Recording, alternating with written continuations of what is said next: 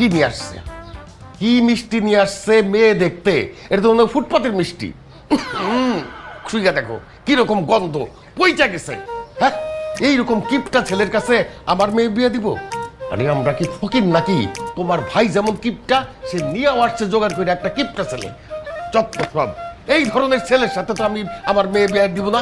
দুলা ভাই কি বলছেন কাকে? অনেক বড় লোক ফ্যামিলি তো। সর, বড় লোক ফ্যামিলি। এই যে দেখ, এই যে 3টা মালটা নিয়ে আসছে, কে খাইবো? হ্যাঁ, তুই একলাই তো 3টা খাবি। আপেল নিয়ে আসছে 3টা, তুই তো একলা খাবি। 3-এর মধ্যে কি পাইছে এরা? আমি তো সেটাই বুঝলাম না। একটা মাত্র জিনিস নিয়ে আসছে যেটা 1 কেজি ওজনের হইতে পারে, সেটা কি জানিস? সেটা একটা পেঁপে। আমারে তুই বল, পেঁপে নিয়া কোন বাড়িতে মানুষ মেয়ে দেখতে যায়?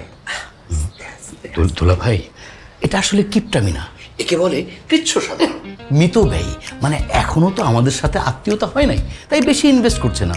যখন আত্মীয়তা হবে তখন এমন খরচ করবে একেবারে তাক লাগিয়ে দিবে।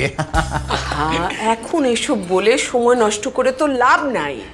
তুমি বুঝতে পারছো না কেন? এখন যখন ওরা এসে পড়েছে তখন দেখে যাক না, তারপরেরটা পরে ভাবা যাবে। শোনো, ওরা বসে আছে, তুমি যাও ওদের সাথে গিয়ে গল্প করো, আমি বুলবুলিকে নিয়ে আসছি। এই কামাল, তুই যা তো, তোর দুলাভাইকে নিয়ে যা। আমি নিয়ে আসছি, তুমি বুলবুলকে নিয়ে আসো। হ্যাঁ, নিয়ে আসছি, যাও। চল, আমি যাবো না। আরে যাও তো। প্লিজ।